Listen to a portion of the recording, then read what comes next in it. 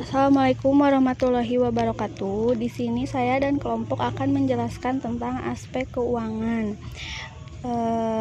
Saya di sini dengan teman-teman saya ada 5 orang. Yang pertama itu ada Agnes Rosdiana, ada Sasa Stania Meza, ada saya sendiri Melisiti Hotimah, ada Dwini Agustin dan Sinta Tiara Devi. Untuk materi pertama akan dijelaskan oleh teman saya. Di sini saya akan menjelaskan mengenai pendekatan praktis untuk memasukkan faktor-faktor risiko dalam investasi. Nah, yang pertama itu mengenai pendekatan certainty equivalent.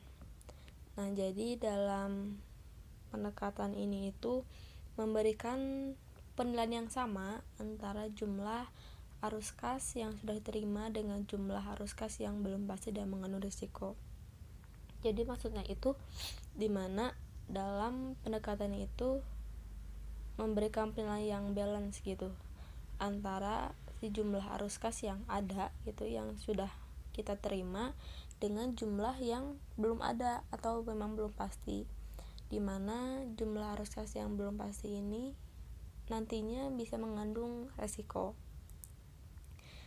Nah, lalu dalam pendekatan certainty equivalent ini penyesuaian resikonya itu dilakukan secara langsung gitu terhadap arus kas yang diperkirakan akan terjadi di waktu yang akan datang.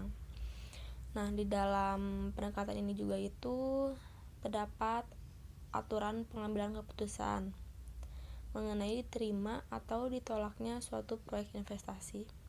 Jadi aturannya itu dimana kalau misalnya NPV-nya itu lebih besar daripada 0, maka usulan investasinya itu akan diterima.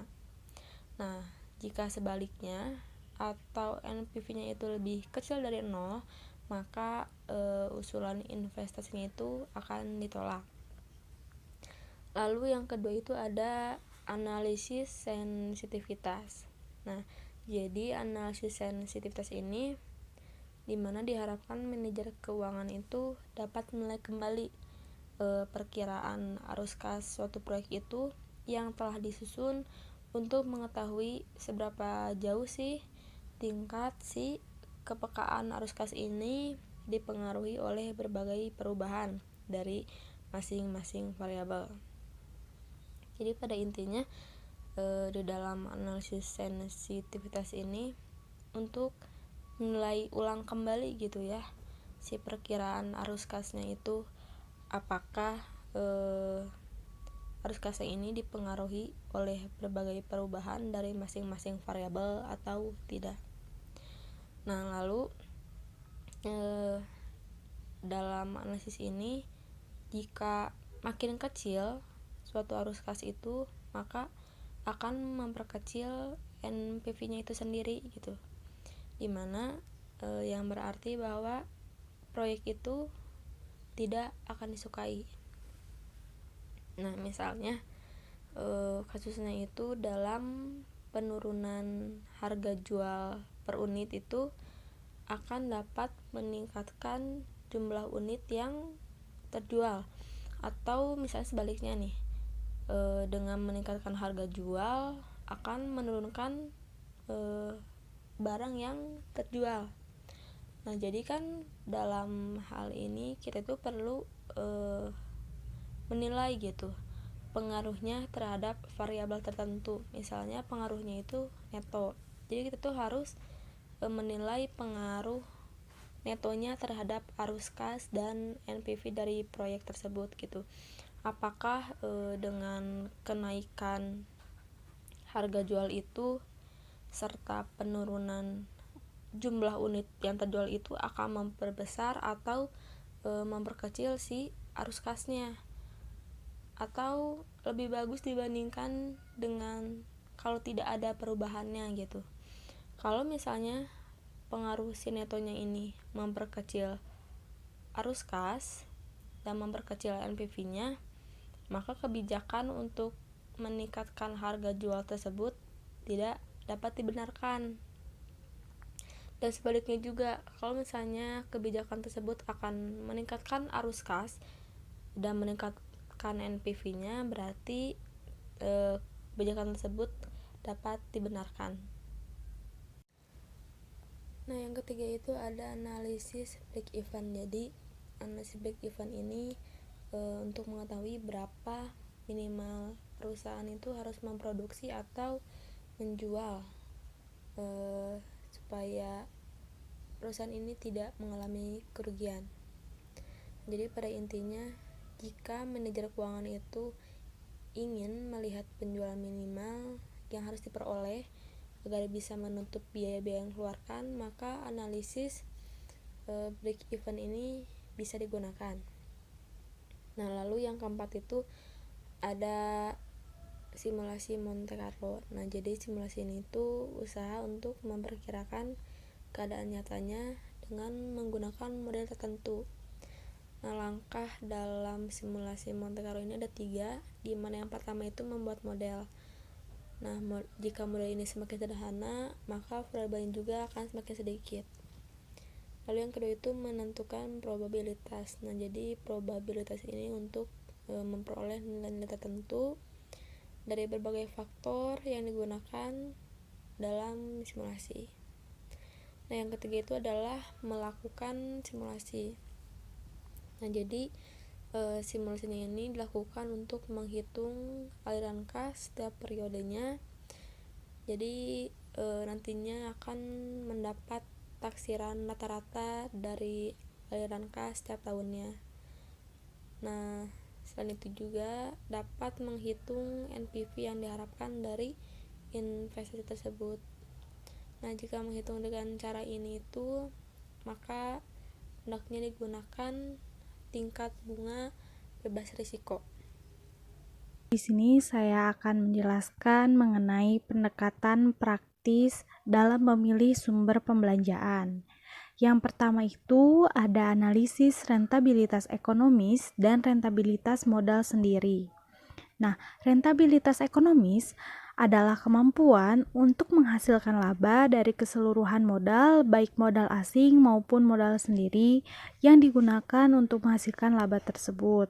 Nah, untuk rumusnya itu ada laba dibagi modal dikali 100%, atau bisa disebut EBIT per TA dikali 100%. Nah, lalu itu ada rentabilitas modal sendiri atau RMS. Nah, rentabilitas modal sendiri itu adalah kemampuan untuk menghasilkan laba dari sejumlah modal sendiri yang digunakan untuk menghasilkan laba tersebut.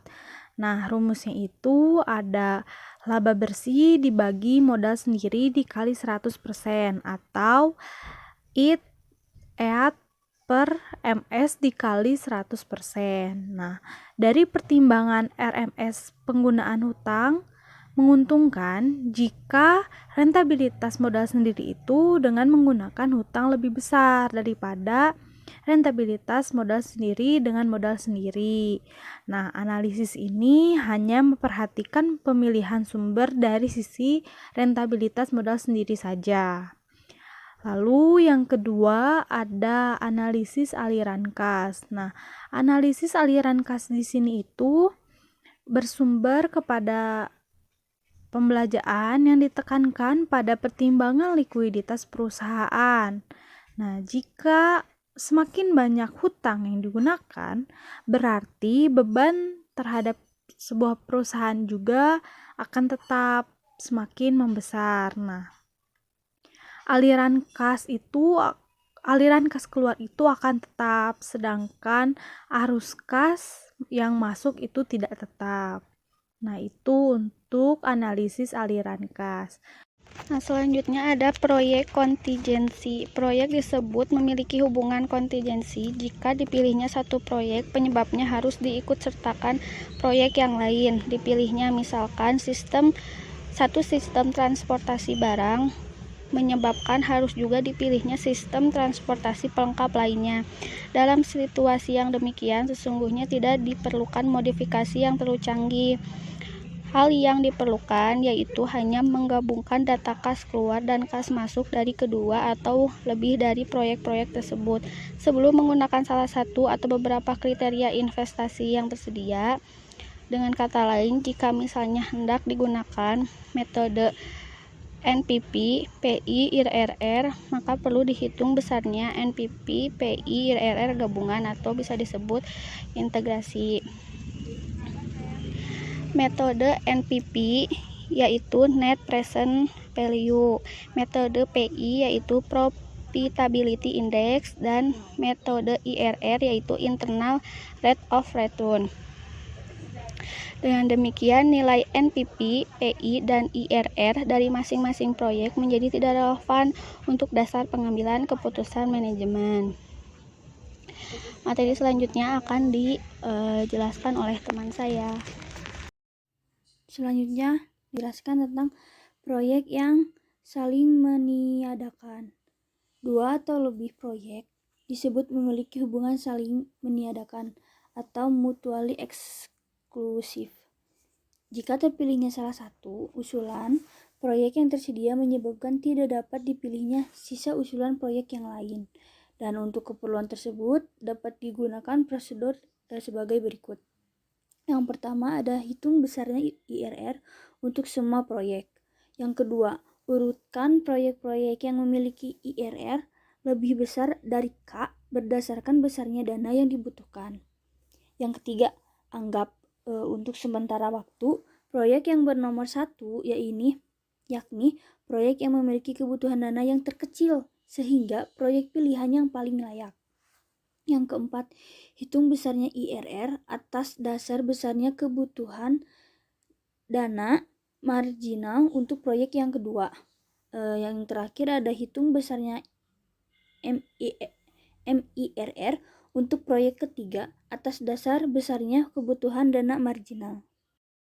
Nah, dalam situasi demikian, sesungguhnya manajemen tidak dihadapkan pada persoalan yang teramat pelik. Solusinya adalah yang pertama, pertimbangkan berbagai kombinasi yang mungkin dari proyek yang ada sesuai dengan batasan dana yang tersedia. Dengan pedoman pada prinsip modal menganggur terkecil. Kemudian, kriteria investasi NPV atau yang lain jika mungkin untuk memilih berbagai alternatif kombinasi yang tersedia. Saya di sini akan melanjutkan materi yang telah disampaikan oleh teman-teman sebelumnya, yaitu mengenai materi keterbatasan dana. Keterbatasan dana muncul ke permukaan ketika manajemen perusahaan menjumpai situasi bahwa tidak semua usulan proyek yang memiliki NPV positif lebih kecil daripada K dapat diambil untuk dilaksanakan karena ketercukupan dana yang tersedia atau yang sering disebut dengan capital budget constraint. Nah, teman-teman juga pasti bertanya, apa yang dimaksud dengan NPV? NPV ini merupakan selisih antara pengeluaran dan pemasukan yang telah didiskon dengan menggunakan Social Opportunity Cost of Capital sebagai diskon faktor, atau dengan kata lain merupakan arus kas yang diperkirakan pada masa yang akan datang yang didiskon pada saat ini. Maka dapat kita simpulkan bahwa keterbatasan dana ini akan muncul apabila ketika kita ingin melakukan sebuah usaha tetapi dana atau budget yang kita miliki ini tidak mampu untuk mendanai atau membiayai produksi yang akan kita lakukan. Ada beberapa solusi yang bisa kita lakukan. Yang pertama yaitu mencari investor. Tentu saja investor ini merupakan pilihan pertama yang bisa kita lakukan, di mana kita ini harus mampu untuk menarik minat investor untuk mau bermodal dalam usaha yang akan kita lakukan. Kemudian solusi yang kedua yaitu kita bisa mencari dana hibah dari organisasi atau lembaga pemerintahan.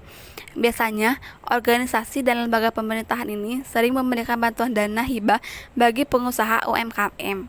Kemudian solusi yang ketiga yaitu memberanikan diri untuk ikut mendaftar lomba usaha rintisan. Kemudian yang ketiga yaitu bergabung dengan komunitas Womanpreneur. Dalam komunitas ini, kita akan dibantu untuk menemukan kesempatan bertemu dengan investor yang baru yang akan memberikan modal pada usaha kita. Kemudian yang keempat, membentuk kelompok kerja di lembaga permodalan pemerintah. Ada yang disebut dengan Lembaga Permodalan Kewirausahaan Pemuda atau LKPP. Pada lembaga ini, pemerintah memfasilitasi wirausaha muda berbagai pelatihan bidang manajemen, produksi, pemasaran, atau yang termasuk juga memfasilitasi biaya bagi usaha tersebut. Kemudian yang terakhir yaitu mengambil pinjaman bank dengan perhitungan yang teliti. Tentu saja pinjaman bank ini merupakan solusi terakhir yang bisa kita lakukan apabila memang solusi-solusi yang sebelumnya itu tidak bisa kita lakukan. Demikian presentasi dari kami. Jika ada pertanyaan, mangga ditanyakan di sinkronus Zoom nanti. Terima kasih. Wassalamualaikum warahmatullahi wabarakatuh.